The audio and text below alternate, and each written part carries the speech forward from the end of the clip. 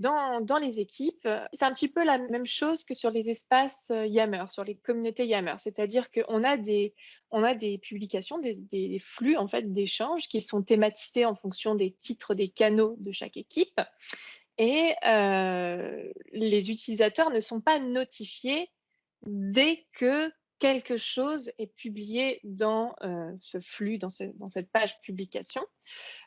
Ils vont être notifiés, c'est-à-dire recevoir un petit, chiffre ici, dans l'activité, u ou bien, recevoir une petite pop-up en bas à droite de leur écran. Ils vont recevoir vraiment une notification uniquement quand ils auront décidé d'activer les notifications pour un canal.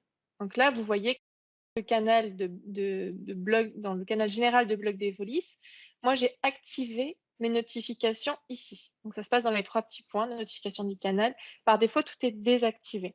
Vous pouvez tout activer. À ce moment-là, dès qu'il y aura du nouveau dans ce canal précisément, je vais recevoir une notification. Mais c'est vraiment du coup, l'idée c'est que c'est l'utilisateur qui fait son marché et qui choisit là où il veut être notifié. Et c'est hyper important pour le fonctionnement des équipes parce que sinon, en fait, on risque de passer à côté de quelque chose. Et on a vraiment une ligne de crête, en fait, à tenir. C'est que d'un côté, on veut que l'utilisateur ne passe pas à côté de l'information qui est importante à ses yeux. Donc, c'est cette démarche de choisir les canaux sur lesquels on veut être tenu au courant. Et en même temps, on veut éviter aussi le cas contraire qui serait d'envoyer des notifications à tout bout de champ et de spammer finalement les utilisateurs. Moi, si aujourd'hui je recevais des notifications pour les nouveautés dans tous ces canaux, je m'en sortirais vraiment pas. Il y a même des équipes, vous voyez, que j'ai décidé de masquer parce que je les utilise pratiquement jamais. Donc pour masquer une équipe, on va dans les 3 petits points, on fait masquer, comme ça, elle va être mise dans ce petit ensemble. Hop. Pour la démasquer, pour l'afficher, on fait l'inverse, elle revient ici. Et de la même manière, vous pouvez au sein d'une équipe masquer des canaux. Donc l'utilisateur, que ce soit au niveau de son interface visuellement en fait peut faire du propre. Qu'est-ce que je peux masquer? Bon, je vais masquer ça, puis je le redémasquerai. Donc je vais dans les 3 petits points du canal cette fois et je vais faire masquer. Voilà. Donc quelque part, on peut soi-même choisir d'afficher ce qu'on veut, ce qu'on utilise le plus souvent pour que ce soit clair. Et en même temps, on peut aussi, en tant qu'utilisateur, toujours choisir les canaux sur lesquels on veut recevoir des notifications. C'est vraiment l'utilisateur qui choisit. Si on est sur un canal sur lequel j'ai pas, activé, les notifications comme ici, vous voyez? Donc en fait, il est en personnalisé, mais bon, par défaut, c'est sur désactiver. La seule chose que je vais voir quand il y a du nouveau dans un canal, c'est que le canal s'affiche en gras. Donc là, je sais que quelque chose a été publié, mais je m'en fiche un peu parce que c'est des trucs que je comprends pas, techniques, voilà. Bon, je sais qu'il y a quelque chose de nouveau en tout cas dedans. Donc on peut voir rapidement si vraiment on le cherche là où on doit aller regarder, les canaux, où il y a des nouveautés, mais on n'est pas obligé que ça arrive vraiment dans notre panier, quoi. Donc voilà, dans un canal, comme par défaut, on n'est pas toujours, notifié les utilisateurs ne sont pas notifiés par défaut de la publication d'un nouveau billet finalement, eh bien il faut absolument, absolument utiliser les mentions si on veut être sûr d'attirer l'attention de quelqu'un sur un billet. Donc vous voyez ici, cas d'usage, j'ai envoyé en fait un message, général en fait à tout Devolis puisqu'en fait dans ce canal qui a été, cette équipe blog Devolis, elle est ouverte, chez nous à toute l'entreprise. Voilà, c'est une équipe très large, mais je suis pas du tout sûre que tout le monde ait choisi d'aller activer les notifications dans son canal, général. Donc du coup, comme, j'ai prévu de publier des articles qui ont été écrits par Sad, Thomas, Marc, Antoine, eh bien je les ai, mentionnés comme ça, directement dans le billet et là, je suis sûre qu'ils ont reçu une notification. Donc du coup, ils peuvent réagir, ils peuvent, répondre et cetera. Pour, mentionner quelqu'un, je vais le faire ça comme ça, dans une nouvelle conversation. Pour mentionner quelqu'un, il suffit donc de faire la touche arrobase et ensuite vous pouvez aller, alors soit vous cliquez sur une des suggestions, soit si elle est pas dans les suggestions, vous commencez à taper le nom de la personne, vous cliquez dessus, ça va mentionner, c'est ça, ça va activer la mention et voilà. Donc là, j'ai mentionné Marine dans mon message et je suis sûre qu'elle va recevoir une notification ici. Alors, j'ai bien insisté là-dessus, mais c'est hyper important pour le fonctionnement des équipes parce que sinon, en fait, on court le risque que les équipes ne soient pas utilisées parce que les gens ne vont pas être tenus au courant des informations importantes pour eux. Donc, c'est voilà, 2 choses, importantes. Les conversations, dans cet onglet-là, vous voyez qu'on peut les épingler et on peut les renommer quand c'est des conversations de groupe. Donc c'est hyper pratique pour s'y retrouver. Donc, quand on est dans une conversation de groupe comme celle-ci, vous voyez, on a les noms des personnes et on a un petit crayon qu'on n'a pas dans une conversation avec une seule personne. Et là, on peut renommer le groupe. Attention, quand vous renommez une conversation de groupe, vous voyez, c'est écrit dans le flux, enfin, c'est visible de tous. Tout le monde voit le nom qu'on a choisi pour le groupe. Donc, enfin, des fois, on est tenté de faire des blagues. Sachez que la voix de blague, elle sera visible pour tout le monde, en tout cas. Donc ça, c'est pour renommer. Et si je veux en plus en haut pour qu'il ne soit pas perdu dans le classement des conversations récentes. Ça peut être subjectif. Si j'ai eu plein de conversations en une semaine, peut-être que ma conversation elle va descendre et je ne vais pas la retrouver. Eh bien, vous pouvez l'épingler comme ça. 3 petits points, épingler. Donc, c'est des astuces vraiment hyper pratiques pour les utilisateurs, qui sont très bien accueillis des utilisateurs en général. Ça a un effet hyper bénéfique, en fait, de les communiquer auprès des utilisateurs parce que ça permet de lever un certain nombre de résistances au changement et donc, eh bien, présenter ces astuces, cette démarche de listing d'astuces, pardon, plutôt que de faire une formation, enfin, c'est complémentaire, on va dire. Ça vraiment, c'est hyper bien général, du coup, les personnes ont envie d'aller s'approprier l'espace, puisque là, on peut s'approprier la liste des conversations, en épingler certaines, en renommer certaines. Pour les équipes, on peut aussi s'approprier l'espace en masquant certaines équipes, en masquant certains canaux, en activant les notifications à certains endroits. Donc c'est hyper conseillé, en fait, de les communiquer auprès de vos populations. Autre astuce utilisateur aussi, vous avez ici dans votre profil, dans les paramètres, vous avez les notifications. Teams, on me l'a souvent présenté comme un outil qui allait désengorger les messageries, ce qui est vrai en fait parce que dans un certain nombre de cas, quand on a une petite question rapide à poser à quelqu'un, il vaut mieux en fait la poser, rapidement par chat que de l'envoyer par mail et d'attendre une réponse, sous plusieurs jours. Donc dans plein de cas, c'est vraiment efficace de passer par Teams plutôt que la messagerie. Mais c'est vrai que pour un utilisateur qui prendrait pas l'habitude tous les jours d'aller sur Teams, assez vite, l'utilisateur va se retrouver avec des notifications Teams dans sa messagerie, dans Outlook et donc ça peut être perçu comme gênant au bout d'un moment. Alors c'est quand même nécessaire parce que c'est fait pour appeler l'utilisateur pour qu'il vienne sur Teams consommer l'information qu'il attend. Mais si à un moment donné, on commence à prendre le pas et à se familiariser avec Teams et à l'ouvrir tous les jours, ces notifications par mail, elles sont plus forcément, indispensables, si on a vraiment pris l'habitude d'aller consulter ces notifications au niveau de l'activité. Donc, c'est des choses qu'on peut aller désactiver ici. Les notifications, en fait, il y en a plusieurs types. Vous en avez moi, j'en vois 4 en général, il y en a 3 dans cette interface-là, mais il y a le mobile en plus, puisqu'on peut être notifié sur son mobile. Et donc sinon, on a la cloche dans le menu, la petite activité, les pop-up en bas à droite de l'écran et les mails. Donc, première section, donc ces fameux courriers concernant les activités manquées, est-ce qu'on veut les recevoir dès que possible? Il vaut mieux pas, on va se faire spammer toutes les 10 minutes, toutes les heures, toutes les 8 heures, et cetera. Ou si on veut complètement les désactiver, on peut. Mais bien sûr, il faut s'assurer que, par ailleurs, on a d'autres moyens d'aller consulter ces notifications.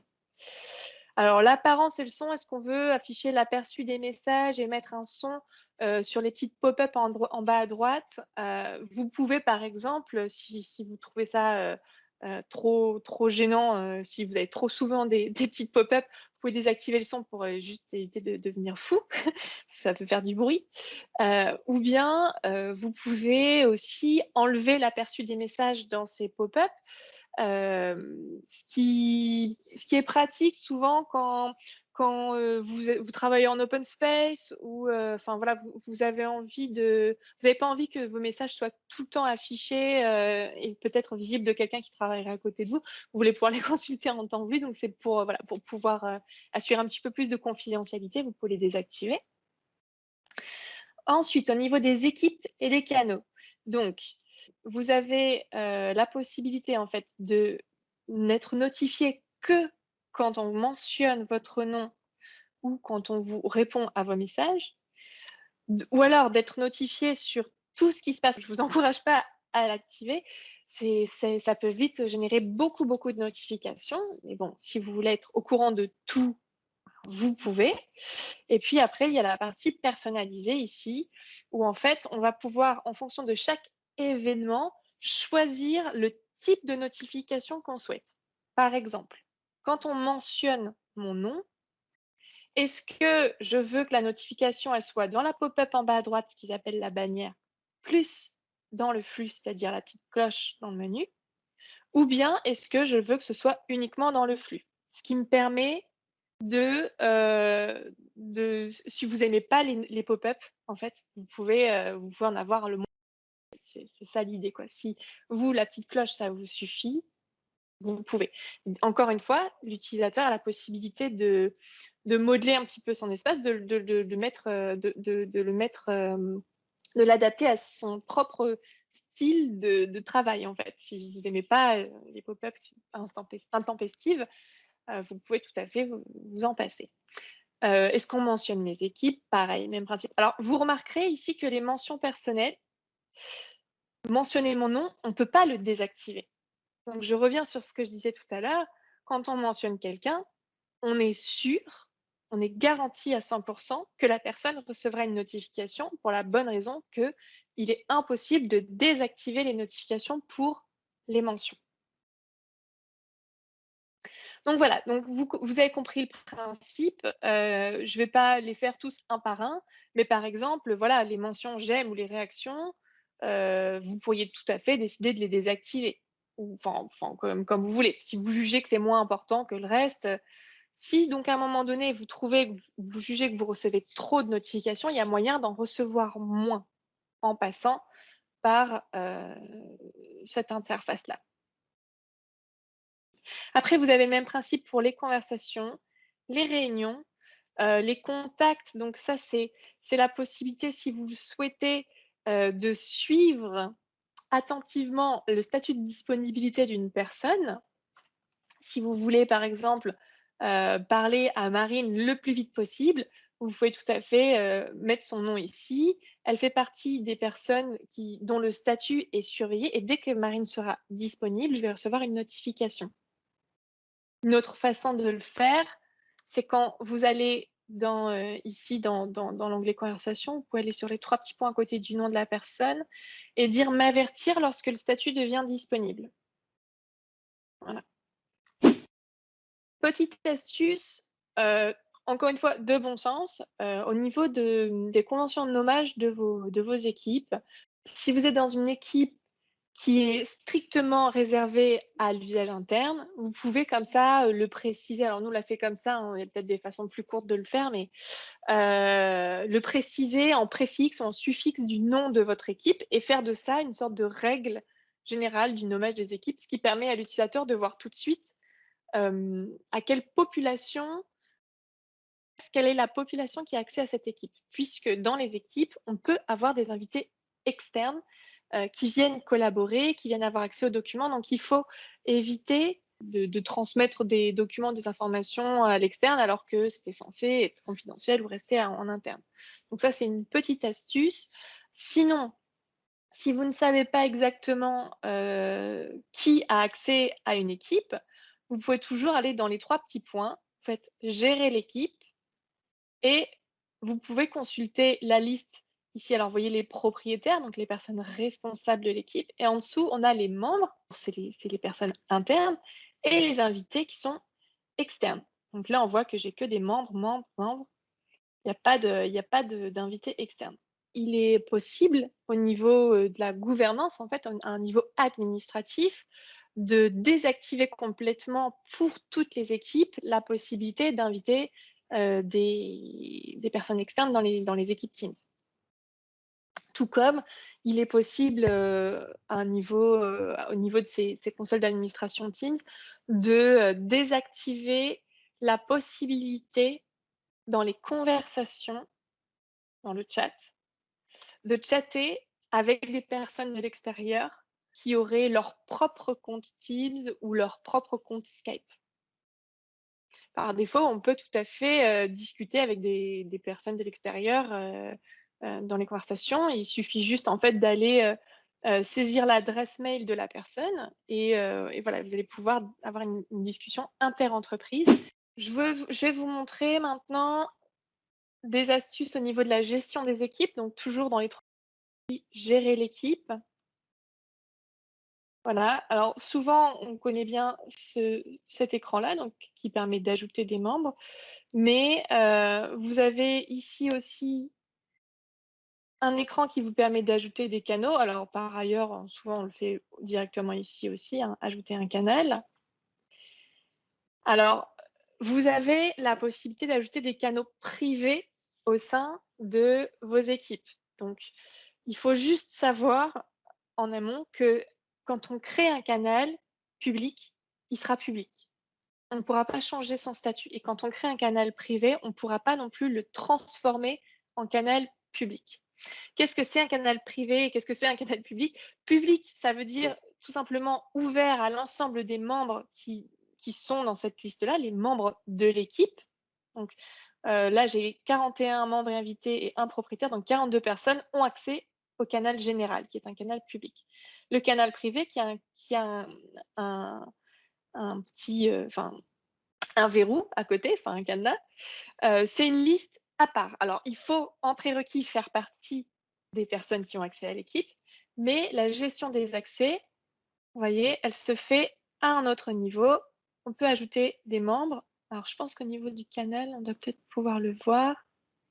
Si je clique là-dessus, approbateur, non. Excusez-moi, là, je tâtonne un peu.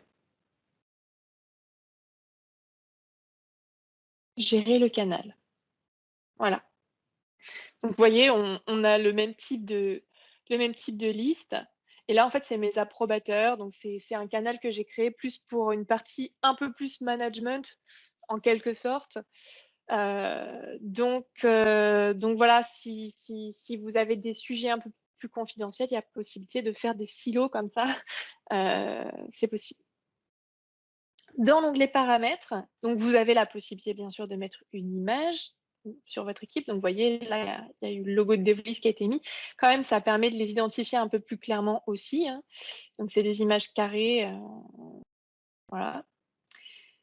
Vous allez pouvoir aussi activer ou désactiver un certain nombre de droits pour vos membres et pour vos invités. Alors, les invités, ils n'ont vraiment pas grand-chose.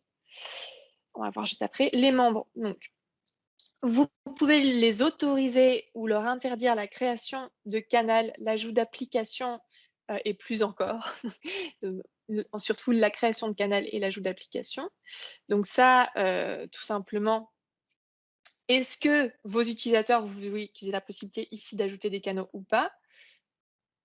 Et est-ce que dans chaque canal, vous voulez pouvoir ajouter des applications en onglet, comme ça. Donc, un formulaire, un lien vers SharePoint, un PDF, ce que vous voulez. Vous avez toujours la possibilité dans chaque canal, aux côtés de votre onglet publication et de votre onglet fichier, d'enrichir avec un Power BI, avec un planificateur aussi, je vais vous le montrer. C'est vraiment super pratique pour gérer des tâches en équipe. J'ai encore quelques petites minutes. Et en dessous, vous avez plein d'applications tierces. Alors attention, souvent, ce sont des applications qui deviennent payantes. En tout cas, ce ne sont pas des applications Microsoft, donc c'est à vous de vérifier, de vous assurer qu'il y a une bonne garantie de protection des données, enfin bon voilà, il y a des petites recherches à faire avant de pouvoir utiliser tel ou tel service tiers. Mais pour tout le reste, tout ce qui est Microsoft, c'est sans problème utilisable. Et pour savoir ce qui est, une application Microsoft, vous pouvez tout simplement cliquer dessus et vous allez avoir comme ça une petite fiche à propos de voilà, Microsoft. Bon, je sais, c'est un peu détourné comme solution, mais bon, c'en est une. Donc, est-ce que vous voulez que vos utilisateurs, ils aient la main sur, cet espace, qu'ils puissent le modeler, ajouter des onglets, ajouter des canaux, et cetera? Vous pouvez leur retirer ce droit si besoin. Est-ce que, ils vont avoir la possibilité, de charger des applications personnalisées? Par exemple, nous, chez Devolis, on a créé une application, chatbot Jellybot, qui est en fait un chatbot, qu'on a complètement développé et qui est intégré dans Teams, entre autres, et qui permet aux utilisateurs de poser des questions de prévention sur le Covid, sur des questions RH, des questions de support IT, et cetera. Mais c'est une application, personnalisée, donc est-ce que vous voulez que ces personnes enfin que les membres puissent, venir ajouter des applications personnalisées ou pas? Et cetera. Et les invités, c'est pareil, alors ils ont pas grand-chose, c'est est-ce qu'ils peuvent ou pas créer, des canaux?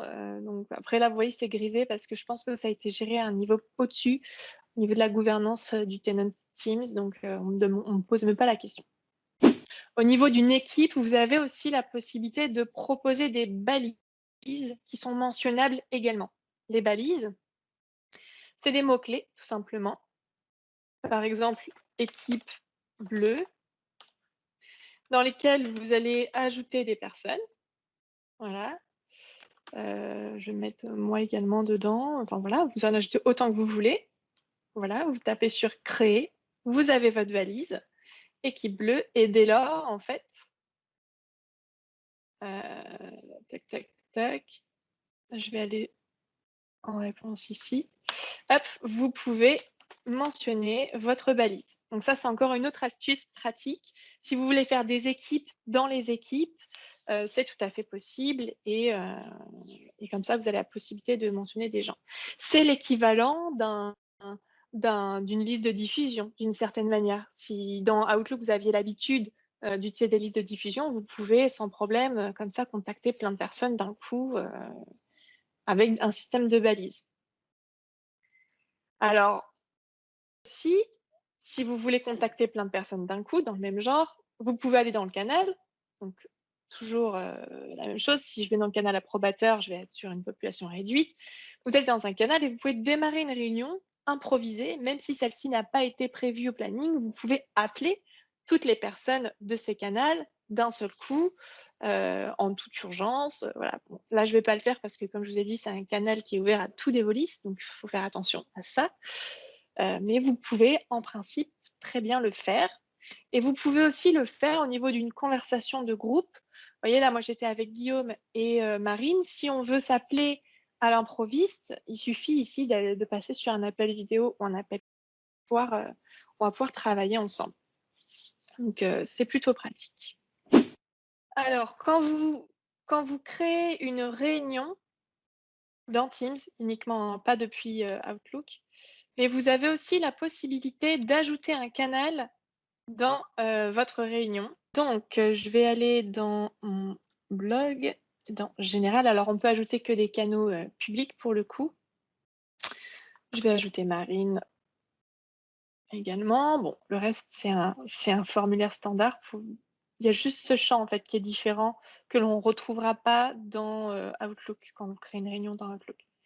Je vais envoyer ça. Et si maintenant je retourne dans mon canal, vous voyez que ça a publié, la réunion ici dans le canal et on peut du coup le rejoindre aussi depuis ce canal. Donc c'est quand même assez pratique, si vous voulez, épingler un petit peu l'entrée de votre réunion dans un canal. Quand vous voulez publier quelque chose également, vous avez ici dans le bouton format, ici, vous avez plusieurs boutons qu'on voit rarement, mais c'est bien de les connaître. Vous pouvez passer en mode annonce. Donc, en général, ce qu'on fait, c'est juste des nouvelles conversations, mais vous pouvez faire une annonce. Et donc là, en fait, vous pouvez, enfin voilà, ça met en avant un petit peu plus votre message. Vous pouvez aller mettre une image de fond. Voilà, super. Hop, bon là, c'est un peu flouté, mais vous comprenez le principe, il faut mettre une image un peu meilleure qualité. Et vous avez, bien sûr toujours, la possibilité de mettre votre titre, mettre votre texte, le mettre en forme, du gras, de l'italique, de la couleur, on peut mettre des puces, on peut mettre des liens, enfin, sans aucun problème. Et vous pouvez aussi ici, désigner en fait, qui peut répondre au message. Alors pareil, Teams, la philosophie de Teams, c'est que tout le monde peut, répondre. On est quand même entre nous, on est au sein de l'entreprise, mais dans certains cas, peut-être que vous allez choisir d'avoir des équipes, avec de la communication un peu plus descendante. Pourquoi pas? Ça peut être envisageable et peut-être que vous voudrez, désactiver les commentaires d'une certaine manière. Donc, si vous voulez faire ça, vous choisissez cette option-là. Vous et les modérateurs peuvent répondre et donc, ça va permettre uniquement aux propriétaires, de l'équipe de pouvoir, ajouter des réponses à cette annonce. Si je fais envoyer, ça donne ça. Hop, ça donne ça et vous voyez, il y a un petit logo annonce ici qui s'affiche. Vous voyez que ici, moi, j'ai rajouté des choses dans mon menu. C'est encore une autre façon pour l'utilisateur de le personnaliser. Alors, bien sûr, j'ai rajouté le bébé de la maison, on va dire, donc le chatbot de Devolis, mais j'ai aussi rajouté le planificateur qui est une brique Microsoft, donc à laquelle vous avez accès. Et en fait, derrière cette brique, on retrouve Microsoft To Do. Donc, je ne sais pas si vous connaissez Microsoft To Do. C'est une application Microsoft de gestion de tâches où, en fait, vous voyez, vous pouvez organiser votre journée. Vous avez plein de tâches que vous êtes créées par ailleurs. Là, il me remet ceux de la veille. Donc, et je peux comme ça faire ma journée, ajouter des tâches dans ma journée. C'est uniquement des tâches que moi je me suis créées là pour l'instant. Aussi, on va pouvoir voir mes courriers Outlook avec indicateur, ceux où je me suis mis un petit drapeau rouge. Et ici, on est censé retrouver les tâches que d'autres personnes m'ont attribuées. Donc, vous voyez que personne ne m'attribue de tâches, mais c'est pas grave. Donc, vous allez comprendre. Dans le planificateur, ici, dans la partie du haut, on va retrouver ce fameux Microsoft To Do avec cette fameuse liste de tâches que moi je me suis créée. Donc pour l'utilisateur, c'est quand même assez pratique que Teams soit vraiment au carrefour de toutes les autres applications de gestion, de travail, enfin d'organisation quotidienne. C'est de la bureautique aussi d'une certaine manière.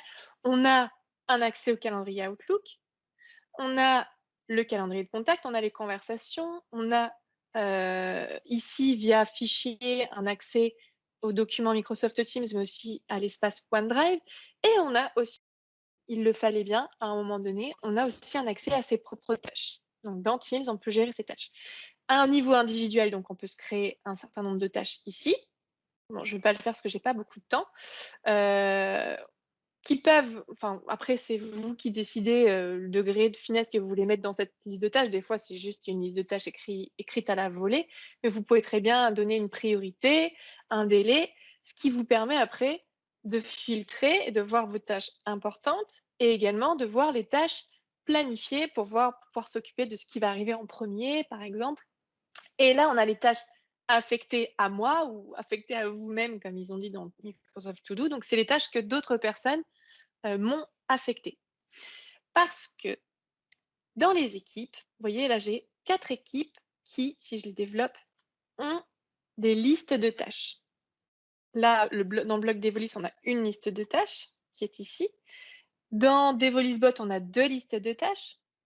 Et donc, dans chacune de ces listes de tâches, mes collègues sont susceptibles de m'affecter des tâches.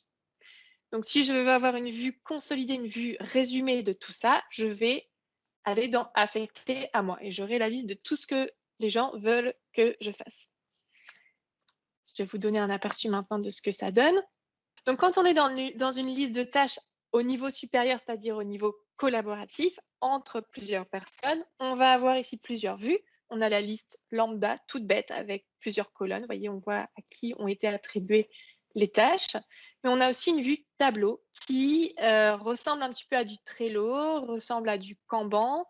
Donc, système en fait de colonnes qu'on peut titrer comme on le souhaite, et en fait avec des étiquettes derrière qui correspondent à des tâches que l'on peut déplacer très simplement par cliquer et glisser d'une colonne à une autre. Et vous voyez, on peut ajouter autant de compartiments qu'on veut. Et vous allez voir plein d'informations comme les personnes voilà, qui sont affectées à la tâche, des pièces jointes, le le statut de la tâche voilà, qui est en cours, des tâches qui sont en retard. Pour les tâches qui sont terminées, en fait, elles sont mises ici dans un espace réduit, elles sont barrées. Et vous avez aussi la possibilité de mettre des petits tags de couleurs comme ça, système de classement, pour voir visuellement une répartition que vous avez choisie pour votre tâche. Donc, très pratique. Et vous avez une vue graphique ici qui vous donne des infos sur voilà, la répartition des tâches par statut, par colonne dans votre tableau, par priorité et par membre. Donc une sorte de répartition des tâches au niveau de la liste, au niveau vraiment un niveau projet, un niveau assez local. On ne peut pas avoir une vue, globale de la charge de telle ou telle personne, tout projet confondu. C'est pas du tout ce pourquoi Teams est fait, mais c'est quand même hyper pratique d'avoir cette vue pour simplement savoir au niveau du projet, au niveau par exemple juste des articles de blog de Devolis, bah, qui a pour l'instant eu l'occasion de participer plus que d'autres, par exemple. Donc hyper pratique et donc si vous voulez comme ça vous ajouter des applications dans le menu à gauche, il suffit d'aller dans les 3 petits points, vous recherchez ce que vous voulez rajouter, par exemple le planificateur. Donc on voit encore une fois un mélange d'applications Microsoft et d'applications tierces et si vous voulez pas qu'il bouge, clic droit, épingler et du coup il sera toujours dans votre menu. Donc comme ça vous pouvez rajouter plein de choses. Et on a aussi, je ne vous ai pas montré, la vue planification qui est très pratique aussi, qui va utiliser l'information date d'échéance en fait, de chaque tâche et les mettre dans un calendrier. Et du coup, vous pouvez aussi planifier par clic et glisser en déposant les tâches comme ça dans le calendrier assez facilement. J'ai mes colonnes en fait qui sont les unes en dessous des autres.